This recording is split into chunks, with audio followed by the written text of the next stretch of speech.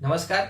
ઘણા મિત્રો પૂછે છે કે રાજકોટ મહાનગરપાલિકાને લગતી નાના મોટી ફરિયાદ હોય, દાખલા તરીકે ગટરની, કચરાની કે રોડ રસ્તાની ફરિયાદ હોય, તો એની ઓનલાઈન ફરિયાદ કઈ રીતે કરવી, તો એ બાબતની જાણકારી મેળવીએ તો rmc.gov.in એટલે કે રાજકોટ મ્યુનિસિપલ કોર્પોરેશનની ઓફિશિયલ વેબસાઇટ ઉપર આપણે જવાનું. ત્યાર પછી તેની ઉપર કમ્પ્લેન્ટ રજિસ્ટ્રેશન કરીને એક ડેસ્ક ખુલશે.